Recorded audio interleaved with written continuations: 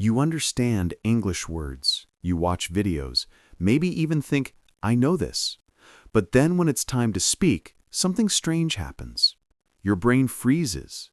You translate every word from your native language, and by the time you finish your sentence, the moment is gone. Sounds familiar? You're not alone. Every English learner faces this moment. The problem is not your grammar. It's not your vocabulary. It's how your brain works and how you think. Thinking in English feels like a mystery, something only advanced speakers can do. But the truth is, anyone can train their brain to think in English. You don't need to live in London or New York. You don't need perfect grammar. You just need practice, the right kind of practice. So let's talk about how your brain learns to think in a new language. Imagine you were a child again. You didn't study your first language with grammar books or vocabulary lists. You learned by hearing, feeling, connecting words with actions and emotions. When your mom said apple, she showed you an apple. When she said sleep, you went to bed. No translations, just pure meaning. That's how you built your first language, through direct connection. Thinking in English works the same way. The problem is, when we grow up, we try to learn English the wrong way. We try to build it on top of our native language, word by word.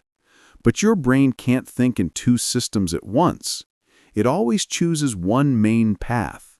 So if you want to think in English, you must slowly make English your main path for certain things, for thoughts, emotions, daily activities. That's the secret. But let's be real, it's not easy. Maybe you tried before. You told yourself, from now on, I'll think in English. But then, after 2 minutes, your thoughts come back in your language. You feel disappointed. You think, I can't do this. But you can. You just need the right process. Let me show you how. The first step is exposure. You need English around you all the time, not only during study hours. When you wake up, think, good morning. When you make coffee, think, I'm making coffee. When you go outside, describe what you see. It's sunny. The air feels nice.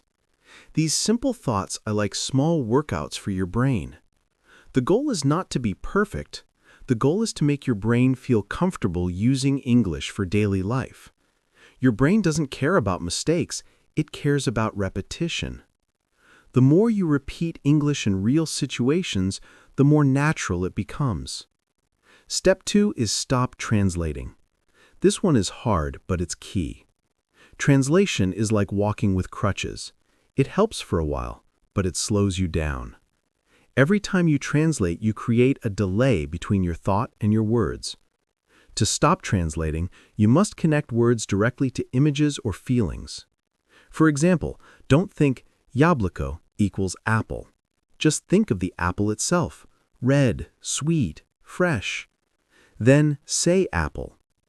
Your brain links the word with the image, not with your native word. That's how children learn. Try this with emotions too. Don't think sumno equals sad. Think of the feeling of sadness, the heaviness, the tears, and say sad. Soon your brain will skip translation naturally. The third step is immerse emotionally. It's not enough to just read or listen. You need to feel. Watch movies, listen to songs, read short stories, but feel them. When a movie character laughs, smile. When they cry, feel their pain. When you connect emotion to English, you create strong memory links. Your brain remembers emotions much longer than words. That's why emotional stories help you think in English faster. Step 4 is narrate your life. This is one of my favorite exercises.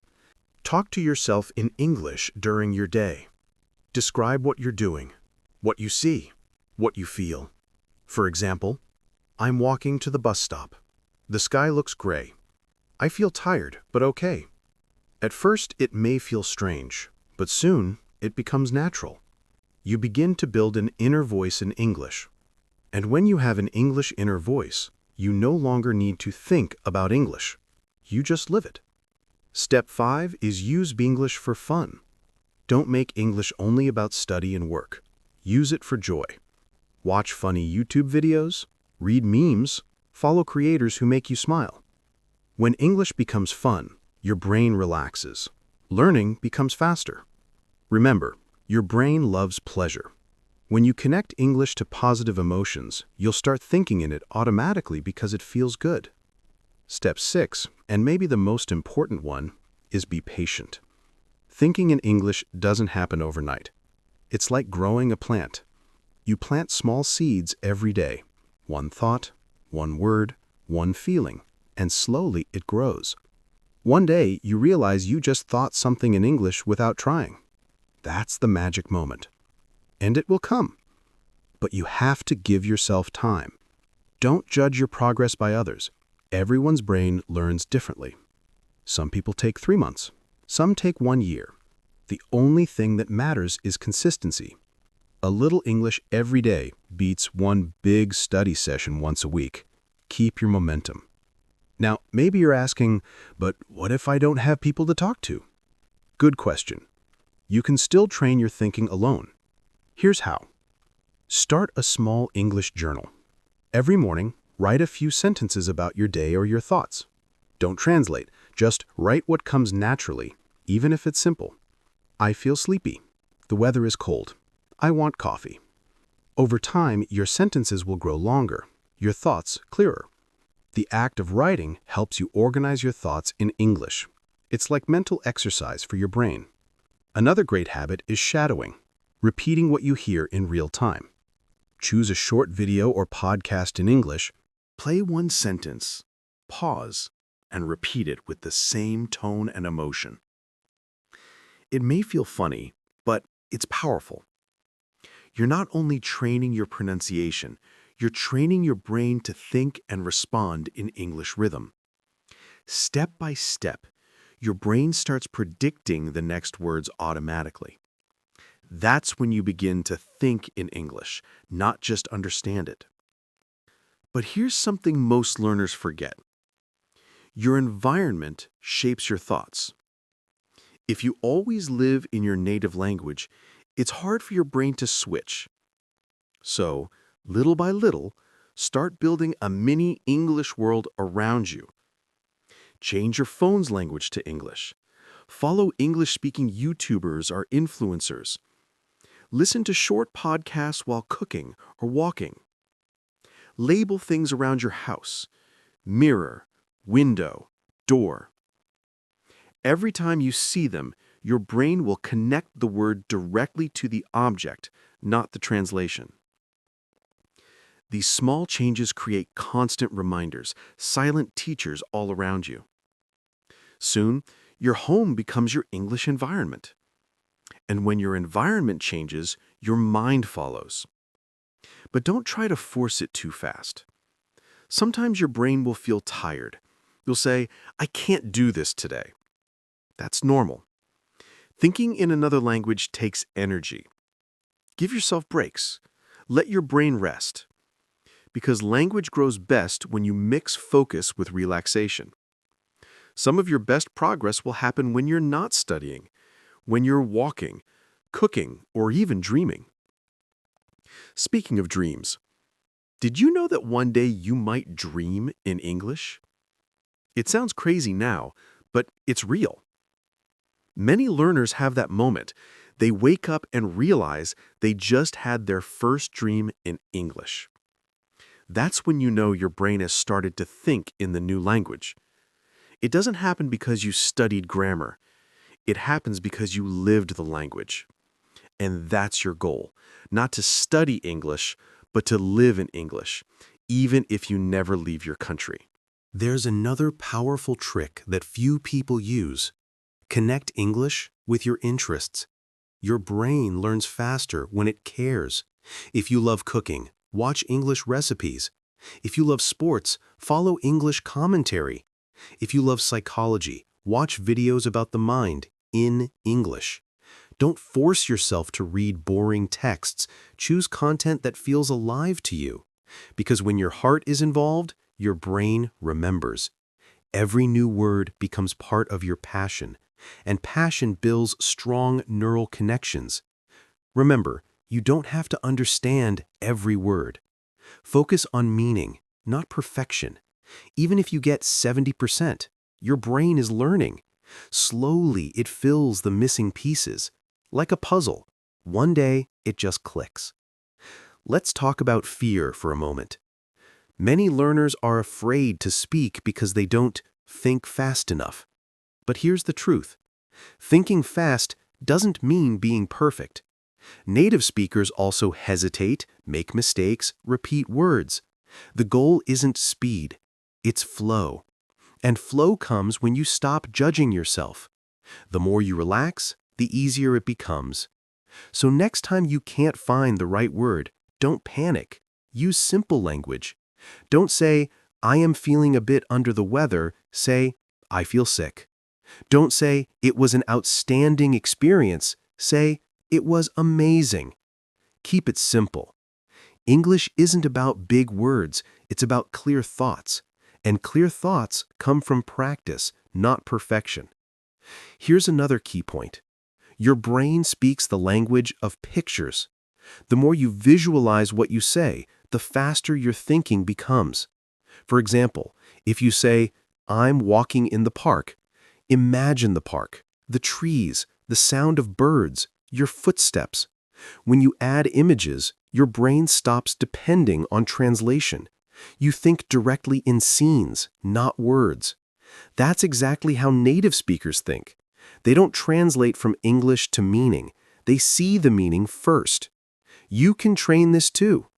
Every time you learn a new word, connect it with a picture, a sound, or a memory. Don't memorize lists. Feel the words. Taste them. Rain is not just dozed, it's the sound on your window, the smell of wet ground, the calm feeling after the storm. That's real learning. That's how English becomes part of you. Another useful habit is to speak before you're ready. You might think, but I don't know enough words.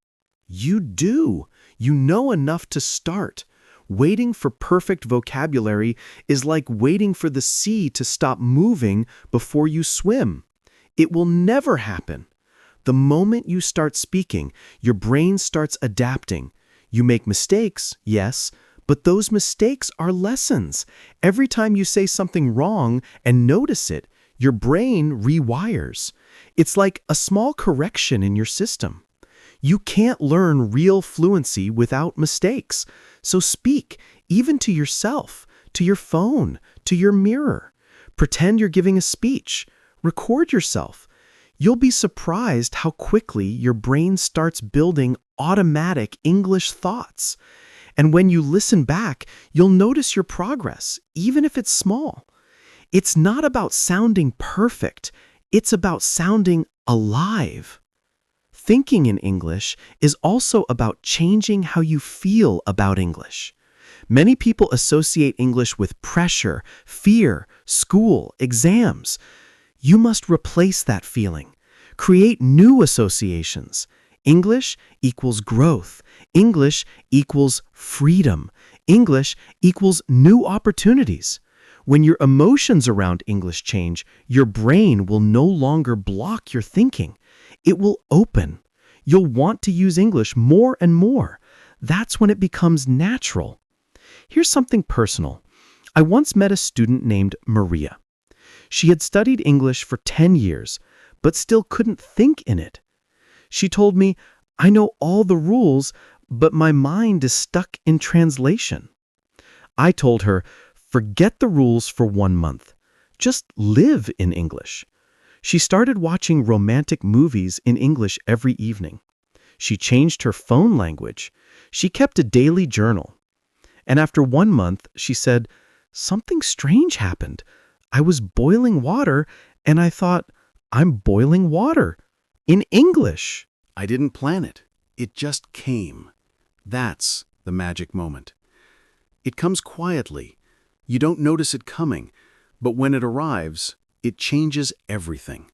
You realize English is no longer outside of you. It's inside your thinking. That's what you're working toward. One thought, one sentence, one emotion at a time. So be patient with yourself. You're training your mind, not memorizing data. And the mind changes slowly, like water shaping stone. But it changes. Always. Another trick that helps is using micro-questions.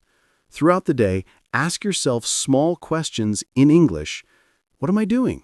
How do I feel? What time is it? What do I want to eat? Answer in English too. I'm writing. I feel happy. It's almost lunch. These little dialogues are powerful. They create instant mini conversations in your head. Soon, your inner voice becomes bilingual. Then, mostly English. This is how your brain switches automatically. It starts answering before you even think to translate. That's when you know you're really thinking in English. And don't worry if your English thoughts sound simple. That's how every new system begins. Complexity comes later. First comes clarity.